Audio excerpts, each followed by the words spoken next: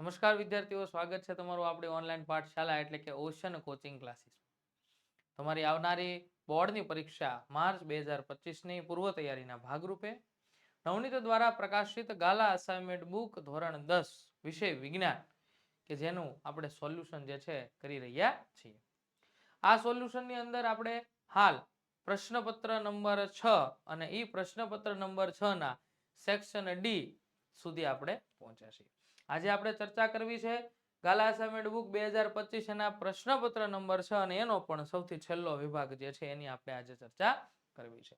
આવનારી પરીક્ષા માટે ખાસ ઉપયોગી એવું નવનીત દ્વારા પ્રકાશિત આ ગાલા અસાઇનમેન્ટ બુક 2025 ખૂબ જ મહત્વનું અને આઈએમપી સમાન નીવડે એવું આ પુસ્તક છે કે જેની ચર્ચા જે છે આપણે આપણી ઓનલાઈન યુટ્યુબ ચેનલ પર કરી રહ્યા છીએ. સોલ્યુશન બધા જ વિષયનું આપણે કરી રહ્યા છીએ.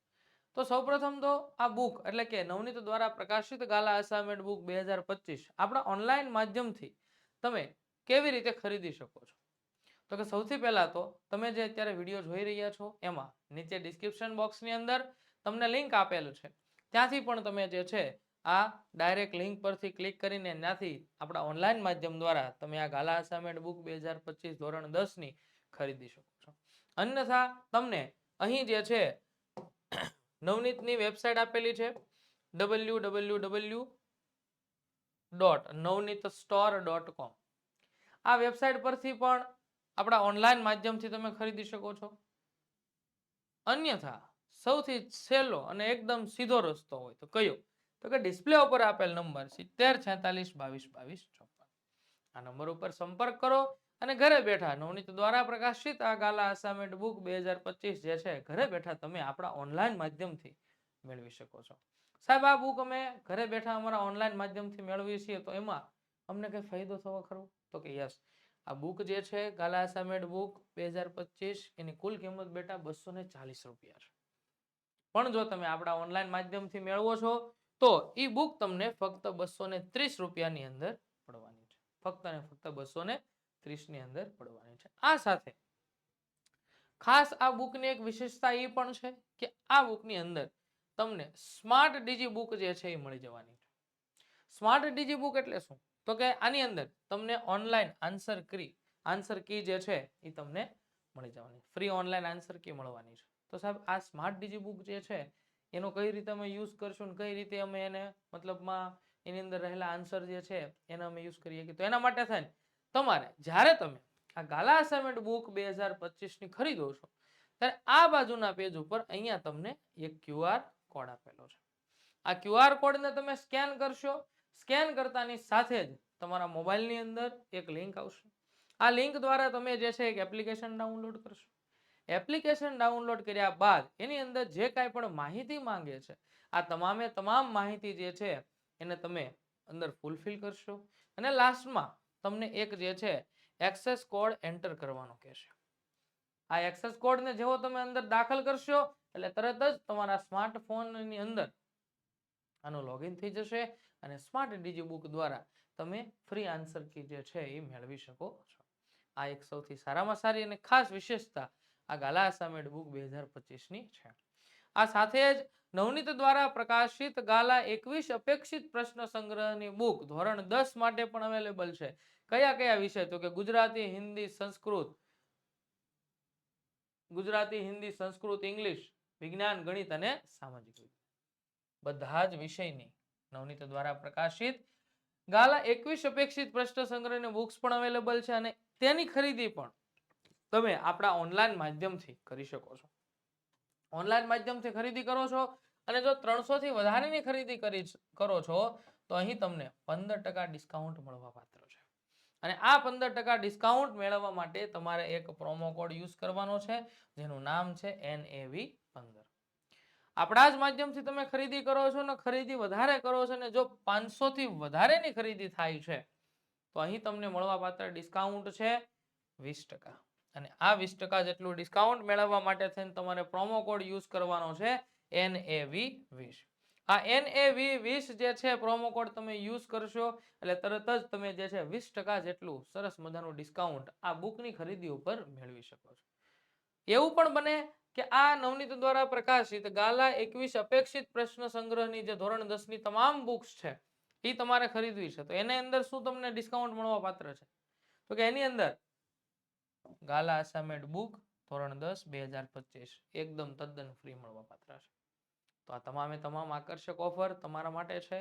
તમે સારામાં સારી મહેનત કરી શકો અને સારામાં સારું પરિણામ લાવી શકો એના માટે છે. તો આજે જ તમે આપણા મોબાઈલ નંબર એટલે કે 70 46 22 22 54 આ નંબર ઉપર સંપર્ક કરો અને વધારે માહિતી મેળવીને આ આકર્ષક ઓફરનો લાભ આજે ને આજે જ લેવાનો છે.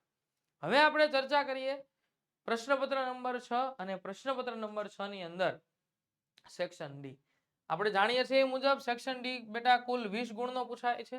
દરેકના 4 ગુણ હોય છે, 5 પ્રશ્નો રહેલા છે. બરોબર, જોઈએ. સૌથી પહેલો પ્રશ્ન છે કે સોડિયમ હાઇડ્રોક્સાઇડની બનાવટ અને તેના ઉપયોગ જણાવો. આનું નામ બીજું પણ છે બેટા, અને ક્લોર આલ્કલી પદ્ધતિ પણ કહેવામાં આવે છે. શું કહેવામાં આવે છે? ક્લોર આલ્કલી પદ્ધતિ. ચાલો, ક્લોર આલ્કલી પદ્ધતિ પણ આપણે એને કહી શકીએ છીએ. 4 ગુણની અંદર પૂછાણો છે. ચેપ્ટર નંબર 2 નો સવાલ છે. જોઈએ શું છે એની બનાવટ. તો કે સૌથી પહેલા કે સોડિયમ ક્લોરાઇડના જલીય દ્રાવણ, સોડિયમ ક્લોરાઇડનું જલીય દ્રાવણ એટલે કે દરિયાનું પાણી જે છે જેને બ્રાઇન વોટર તરીકે પણ ઓળખવામાં આવે. શું કહેવામાં આવે છે? Brine water. કે સોડિયમ ક્લોરાઇડના જલીય દ્રાવણનું વિદ્યુત વિભાજન કરતા એનોડ પાસે ક્લોરીન વાયુ મુક્ત થાય છે, જ્યારે કેથોડ પાસે હાઇડ્રોજન વાયુ મુક્ત થાય છે તથા દ્રાવણમાં સોડિયમ હાઇડ્રોક્સાઇડ બને છે. બરોબર, રાસાયણિક પ્રક્રિયા નીચે આપી છે. અહીંયા સોડિયમ ક્લોરાઇડ લીધેલું છે 2NaCl. એનું જલીય દ્રાવણ લેવા માટે એની સાથે પાણીના અણુની પ્રક્રિયા કરી એટલે તરત જ એમાંથી જે આપણે મુખ્ય નિપજ મેળવી છે 2NaOH એટલે કે સોડિયમ હાઇડ્રોક્સાઇડ સાથે ક્લોરીન વાયુ અને હાઇડ્રોજન વાયુ બંને જે છે અલગ અલગ કેથોડ અને એનોડ કે જે ધાતુના સળિયાઓ છે એની ઉપર આપણને મળે છે. આ પદ્ધતિને ક્લોર આલ્કલી ક્રિયા તરીકે પણ ઓળખાય છે, કારણ કે તેમાં ઉત્પન્ન થતી નિપજો ક્લોર એટલે કે ક્લોરીન અને આલ્કલી એટલે કે સોડિયમ હાઇડ્રોક્સાઇડ છે. ક્લોર આલ્કલી શા માટે કહે છે? ક્લોર શબ્દ જે છે ક્લોરીન ઉપરથી આવ્યો અને આલ્કલી શબ્દ જે છે એ NaOH ઉપરથી આવ્યો છે, કારણ કે NaOH સોડિયમ હાઇડ્રોક્સાઇડ સ્વભાવે બેઝ છે. એટલા માટે આ પદ્ધતિને ક્લોર આલ્કલી પદ્ધતિ તરીકે ઓળખવામાં આવે છે. તેમાં ઉદ્ભવતી નિપજો છે અને એ નિપજો જે છે એમાં સૌથી પહેલા આપણે વાત કરીએ કે ધાતુઓ પરથી ગ્રીસ દૂર કરવા માટે સૌથી પહેલા આપણે NaOH ની વાત કરીએ. ધાતુઓ પરથી ગ્રીસ દૂર કરવા માટે, ત્યારબાદ સાબુની બનાવટમાં, ત્યારબાદ પેટ્રોલિયમના શુદ્ધિકરણમાં, સુતરાઉ કાપડને સુવાળું બનાવવા માટે અને પ્રયોગશાળામાં પ્રક્રિયક તરીકે, આ બધાય તરીકે જે છે આ ત્રણેય ઉપયોગોનો જે નિપજો જે છે એનો ઉપયોગ થાય છે. બરાબર, ત્યાર પછી વાત કરીએ 48મો પ્રશ્ન કે તૂટેલા હાડકાને યોગ્ય સ્થિતિમાં ગોઠવવા ડોક્ટર સફેદ પાવડરનો ઉપયોગ કરે છે. બરાબર, તો સૌથી પહેલા તેનું રાસાયણિક નામ અને રાસાયણિક સૂત્ર લખો. બીજું, તેની બનાવટનું રાસાયણિક સમીકરણ લખો. ત્રીજો પ્રશ્ન કે પ્રશ્નમાં આપેલ ઉપયોગ સિવાયના કોઈ પણ 4 ઉપયોગો લખો. તો સૌથી પહેલો છે એનું રાસાયણિક નામ. તો કે જો એનું રાસાયણિક નામ શું છે બેટા? એનું રાસાયણિક નામ છે પ્લાસ્ટર ઓફ પેરિસ. રાસાયણિક સૂત્ર શું છે? તો કે CaSO4 into 1/2H2O. આનું રાસાયણિક સૂત્ર શું છે? આનું રાસાયણિક સૂત્ર CaSO4 into 1/2H2O. આ એનું રાસાયણિક સૂત્ર છે. બરોબર, હવે એની બનાવટ કઈ રીતે થાય છે એની ચર્ચા કરીએ. કે જ્યારે જીપ્સમ એટલે કે ચિરોડીને 373 કેલ્વિન તાપમાને ગરમ કરવામાં આવે ત્યારે તે પાણીના અણુ ગુમાવીને પ્લાસ્ટર ઓફ પેરિસ બનાવે છે. આ જે બનાવ્યું છે ને આને કહેવામાં આવે પ્લાસ્ટર ઓફ પેરિસ. અહીંયા તમને પ્રક્રિયા આપેલી છે CaSO4 into 2H2. આ જીપ્સમ છે એને તમે 373 કેલ્વિન તાપમાને ગરમ કરો એટલે આ પાણીના 2 અણુમાંથી જે છે એક અડધો અણુ જે છે દૂર થાય છે. બરોબર, આ એક અડધો અણુ દૂર થાય છે, દોઢ અણુ દૂર થાય છે, અને અહીંયા તમને અડધો અણુ મળે છે. એટલે કઈ રીતે રાસાયણિક પ્રક્રિયા થાય? અહીંયા તમને જે નિપજ મળે છે એમાં શું મળે? તો કે આ નિપજ મળે છે આ જે છે, જો અહીંયા 2 અણુ લીધેલા છે એટલા માટે, જો હું તમને કહી દઉં. બરોબર, થોડુંક આને ઇરેઝ કરી નાખે એટલે ખ્યાલ આવે. અહીંયા મેં વનાફ જે છે લખ્યા એટલા માટે લખ્યા હતા કે આપણે આગળ જે છે જો નીચે રાસાયણિક પ્રક્રિયા એની આપેલી જ છે. જો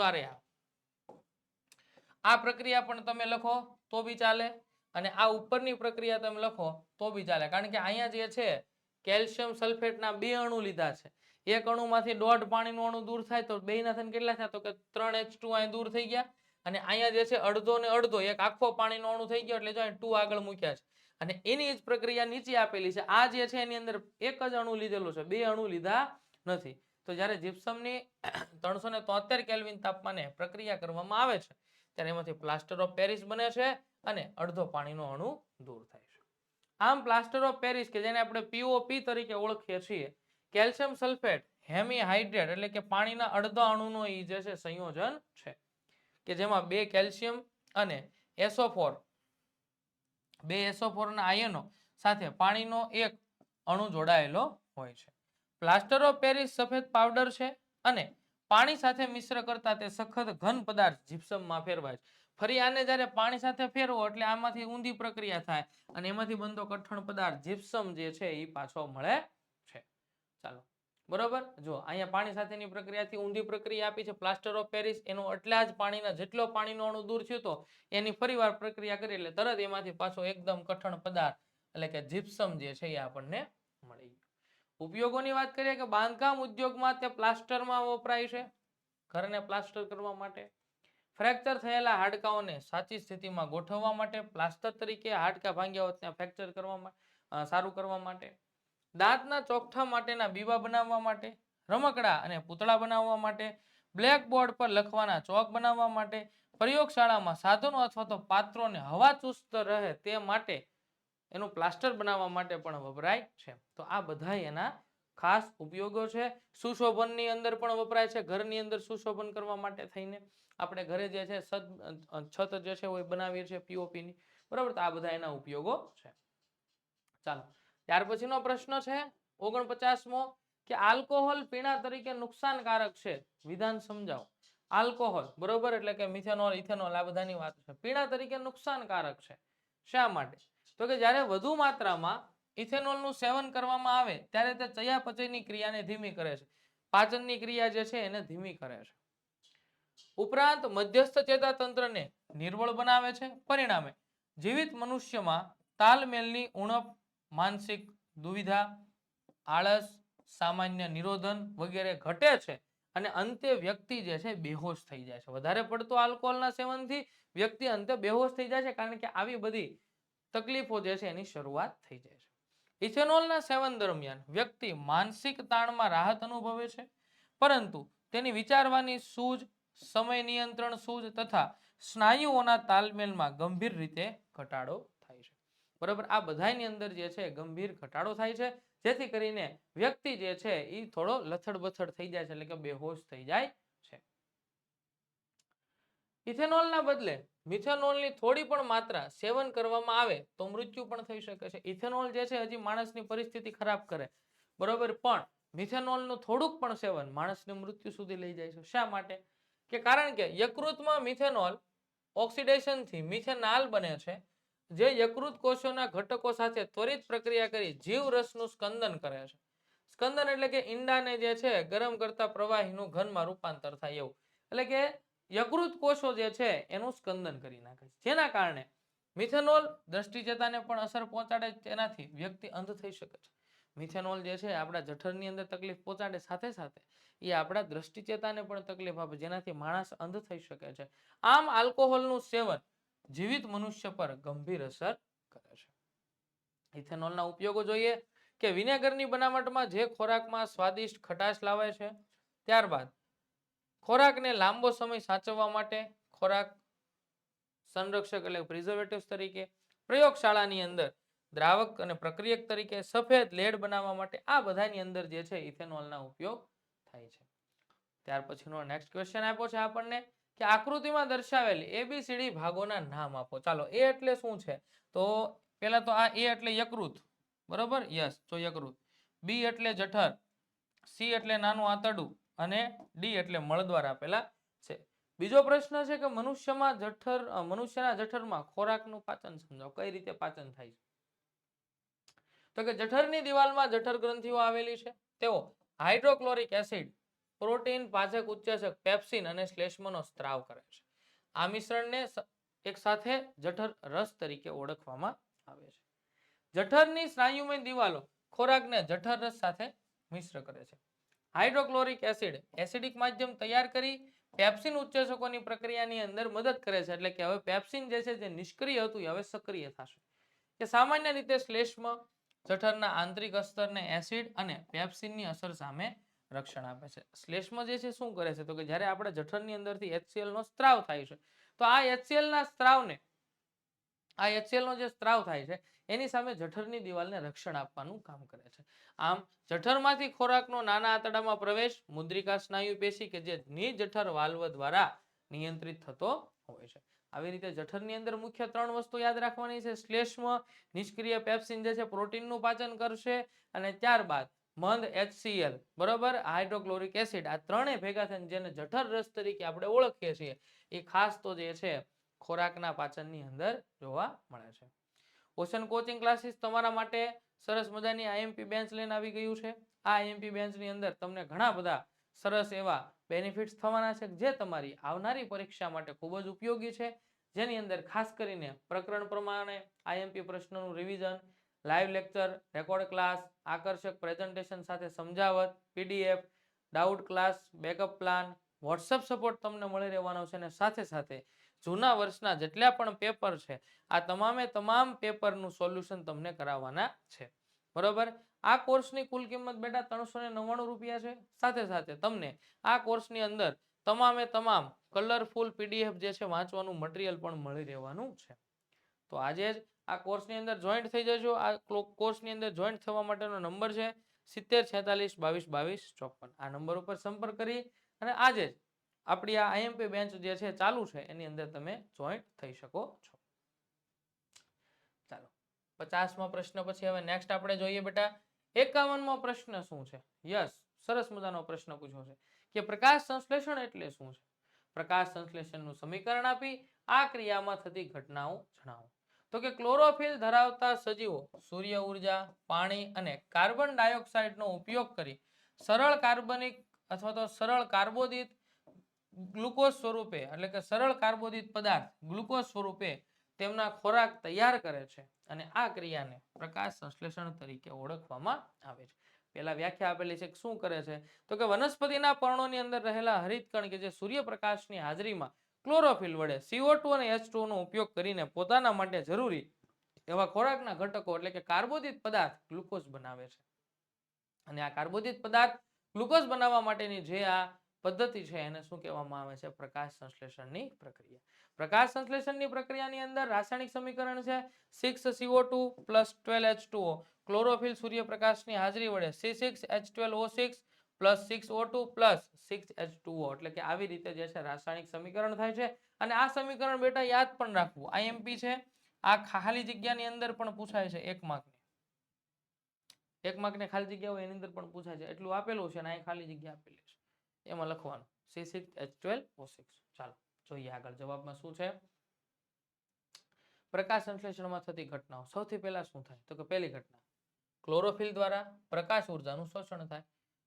પર્ણની અંદર રહેલ ક્લોરોફિલ સૂર્યમાંથી આવતી પ્રકાશ ઉર્જાનું શોષણ કરે. જેવી પ્રકાશ ઉર્જા આવી જાય પછી શું થાય કે પ્રકાશ ઉર્જાનું રાસાયણિક ઉર્જામાં રૂપાંતર થાય તથા પાણીના અણુઓનું હાઇડ્રોજન અને ઓક્સિજનમાં વિઘટન થાય. જેવી પ્રકાશ ઉર્જા આવી જાય તો એ પ્રકાશ ઉર્જાનું રાસાયણિક ઉર્જામાં રૂપાંતર થાય. જેવી રાસાયણિક ઉર્જા આવે એટલે રાસાયણિક પ્રક્રિયા શરૂ થાય. અને સૌથી પહેલા જે પાણીનો અણુ હતો એ પાણીનો અણુ જે છે હાઇડ્રોજન અને ઓક્સિજન વાયુની અંદર વિઘટન પામે. કાર્બન ડાયોક્સાઇડનું CO2 નું કાર્બોદિત એટલે કે ગ્લુકોઝ C6H12O6 માં રિડક્શન થાય છે. મુખ્ય 3 ઘટનાઓ થાય છે. ચાલો 52મો પ્રશ્ન આપેલો છે શું છે તો કે વાતાવરણીય વક્રીભવન શું છે સંક્ષિપ્તમાં સમજાવો. બરોબર. આ પ્રશ્ન ઘણીવાર પૂછાઈ જાય છે બોર્ડમાં. આવા આપણને એવું લાગે કે આવા કદાચ નહીં પૂછાતો પણ પૂછાય છે. શું છે એની અંદર તો કે પૃથ્વીના વાતાવરણમાંથી પસાર થતા પ્રકાશનું વાંકા વળવાની ઘટનાને વાતાવરણીય વક્રીભવન કહે છે. કારણ કે જેમ તમે સૂર્યથી ઉપર પૃથ્વીથી જેમ તમે ઉપરની તરફ જતા જાવ છો એમ વાતાવરણ જે છે એ પાતળું થતું જાય છે અને જેમ ઉપરથી નીચે આવતા જાવ છો એમ વાતાવરણ જે છે ઘટ થતું જાય છે. એટલે સતત જે છે એ સ્તરની અંદર વાતાવરણના સ્તરની અંદર ફેરફાર થતો જાય છે. એટલે શું કીધું કે પૃથ્વીના વાતાવરણમાંથી પસાર થતા પ્રકાશનું વાંકા વળવાની જે ઘટના જે છે એને વાતાવરણીય વક્રીભવન કહે છે. પૃથ્વીની આસપાસ આવેલા હવાના સ્તરને વાતાવરણ કહે છે. વાતાવરણમાં હવાની ઘનતા દરેક જગ્યાએ સમાન હોતી નથી. મેં વાત કરી ને કે દરેક જગ્યાએ સમાન ન હોય, બરોબર. ગરમ હવા અને તેની ઉપર રહેલી ઠંડી હવા કરતા પાતળી હોય છે, બરોબર. ગરમ હવા જે છે એની ઘનતા વધારે હોય, જ્યારે પાતળી હવા જે છે એની ઘનતા ઓછી હોય.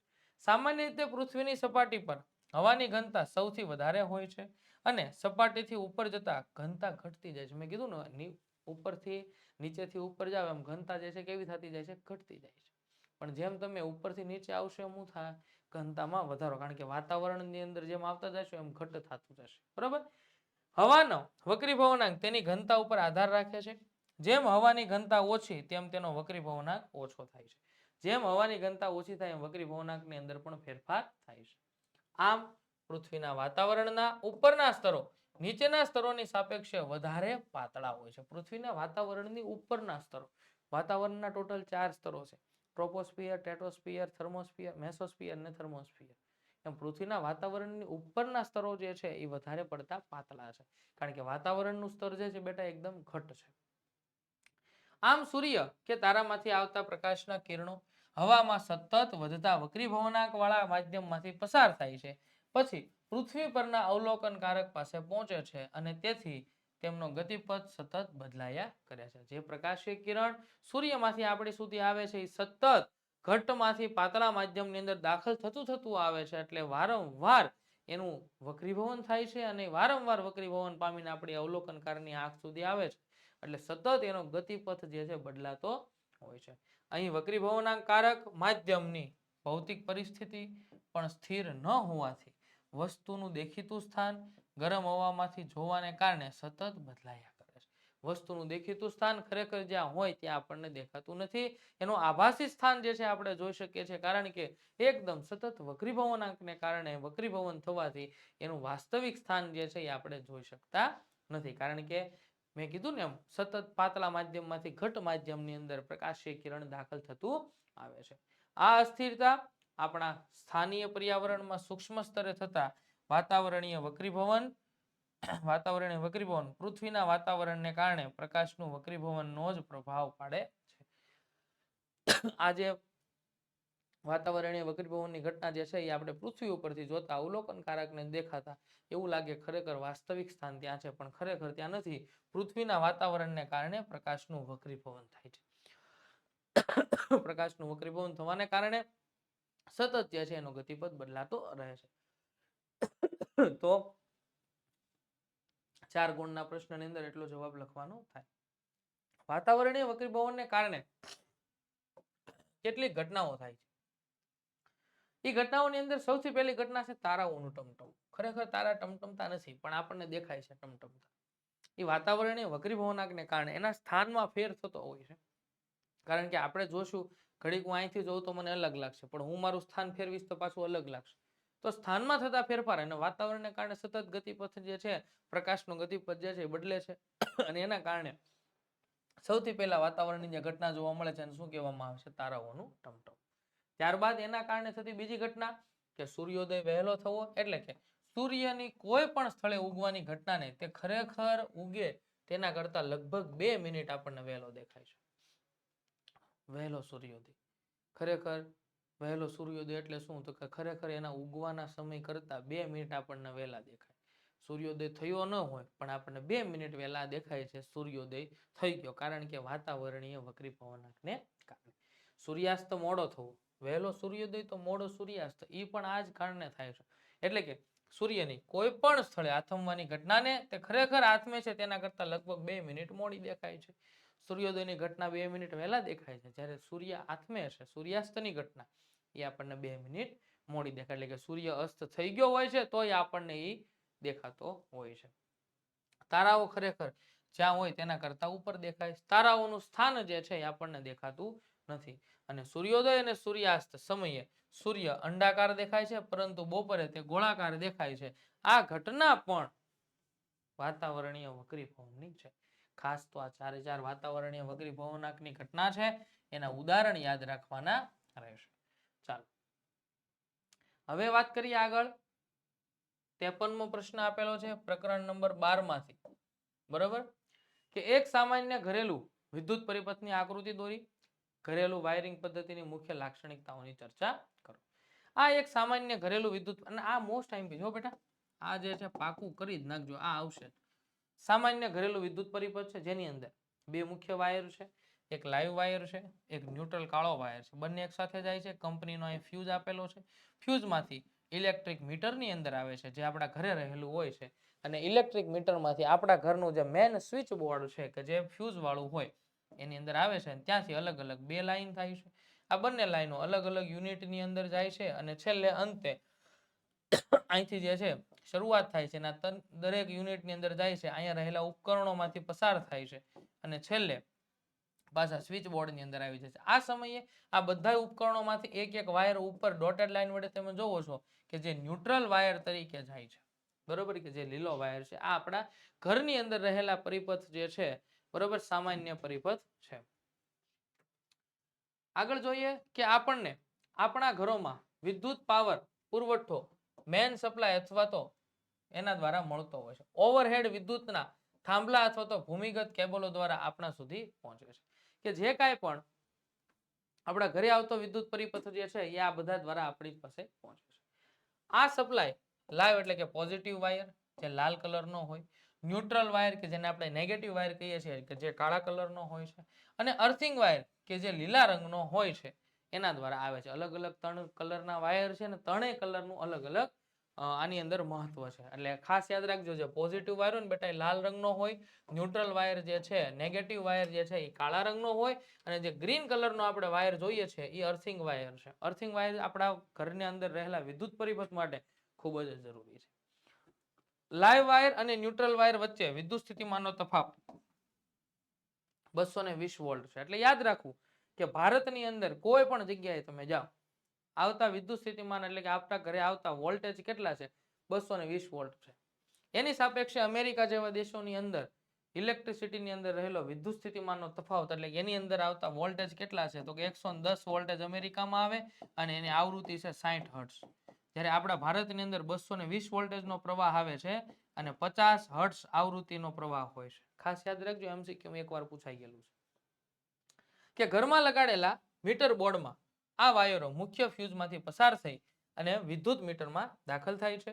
તેમને મેન સ્વિચમાંથી પસાર કરી ઘરના લાઇન વાયરો સાથે જોડવામાં આવે છે, અને આ વાયરો ઘરના જુદા જુદા પરિપથોને વિદ્યુત ઉર્જા પૂરી પાડે છે. મુખ્ય વાયર જે છે મીટરમાંથી નીકળે છે, એ મીટરમાંથી નીકળ્યા બાદ દાખલા તરીકે સમજો કે આપણા ઘરે 3 રૂમ છે, તો ત્રણેય ઘરના રૂમની અંદર એક એક વાયર એના મેન સ્વિચ બોર્ડની અંદર જાય છે.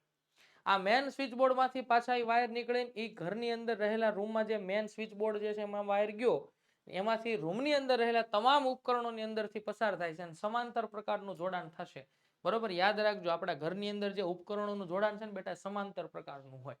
એટલે તમામની અંદરથી પસાર થાય, ફરી પાછો એક વાયર સ્વિચ બોર્ડમાં આવશે, અને સ્વિચ બોર્ડમાંથી પાછો વાયર એક બહાર આવશે જે મેન લાઇનની અંદર મળતો હશે. બરોબર, તો આ રીતે જે છે એની અંદર જોવા મળે. હવે આપણા ઘરની અંદર ઘરે જે વિદ્યુત પરિપથો ગોઠવીએ છીએ એની અંદર રહેલા તમામે તમામ ઉપકરણો એક સરખા નથી હોતા, અલગ અલગ પાવર રેટિંગ વાળા હોય છે, અને એટલા માટે થઈને આપણા ઘરની અંદર બે પ્રકારના અલગ અલગ પરિપથો હોય. એક 15 એમ્પિયર નો હોય કે જેની અંદર મોટા વોલ્ટેજ વાળા સાધનોને આપણે જોડેલા હોય, અને એક જે છે બેટા 5 એમ્પિયર નો હોય કે જેની અંદર નાના સાધનોનો પાવર વોટિંગ હોય.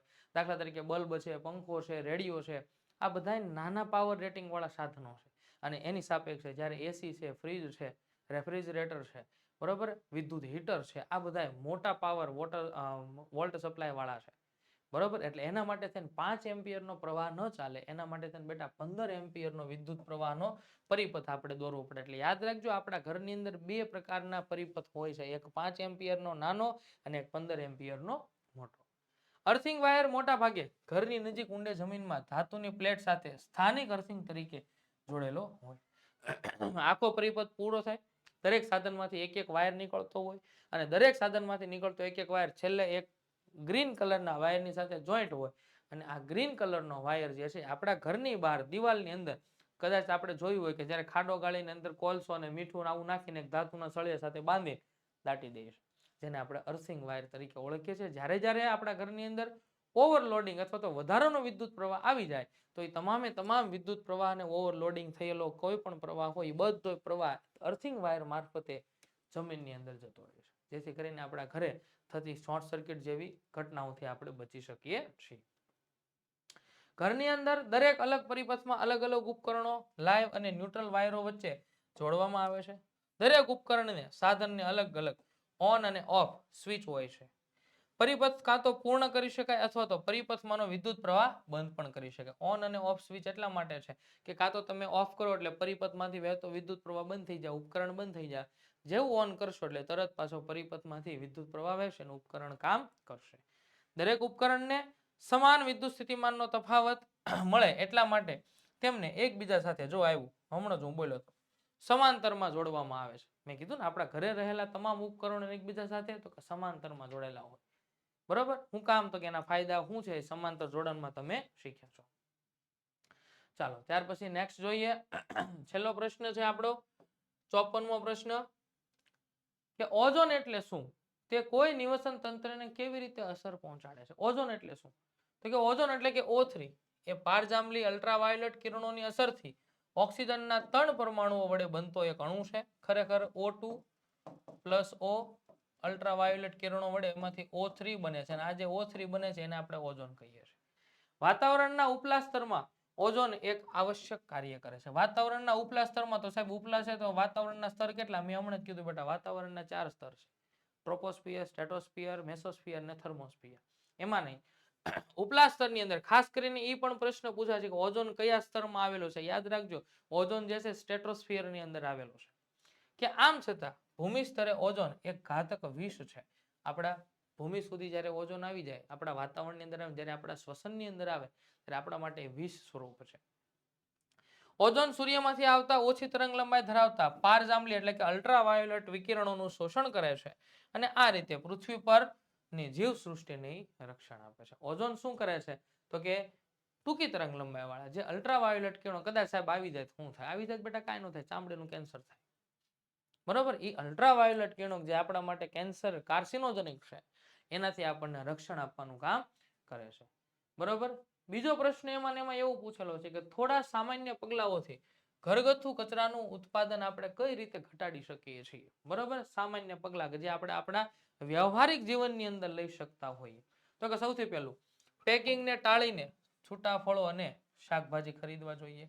રેઝર, પેન જેવી વસ્તુઓ વારંવાર ઉપયોગ કરી શકાય તેવી ખરીદવી જોઈએ. એટલે કે એકવાર યુઝ કરીને તમે ફેંકી દો એવી વસ્તુઓ કરતા વારંવાર જેનો આપણે રીયુઝ કરી શકીએ એવી વસ્તુઓ ખરીદવી જોઈએ.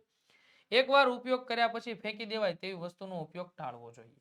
પુનઃ ઉપયોગ કરી શકાય તેવા બાળોતિયા એટલે કે નેપી પેડ વાપરવા જોઈએ. વસ્તુઓ ભરવાની થેલીઓ પુનઃ વપરાશમાં લઈ શકાય તેવી ખરીદવી છે. આ બધી આપણા વ્યવહારુ જીવનની ઘટનાઓ છે જેનાથી આપણે આપણા પર્યાવરણની અંદર થોડો ઘણો સુધારો લાવી શકીએ છીએ. બરોબર, પુનઃ રિચાર્જ કરી શકાય તેવી બેટરી એટલે કે સેલ ખરીદવા જોઈએ અને જૂના કપડાં અને બૂટ ફેંકી ન દેતા એનો યોગ્ય ઉપયોગ થઈ શકે એવી જગ્યાએ એને દાનમાં આપી દેવા. આ આપણા વ્યવહારુ જીવનના થોડાક એવા પગલાઓ છે કે જેનાથી આપણે આપણા પર્યાવરણને જે છે સરસ મજાનું સુંદર અને સ્વચ્છ રાખી શકીએ છીએ.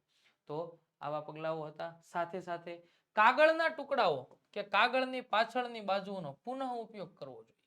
કાગળ જે છે એનો પુનઃ ઉપયોગ કરવો જોઈએ.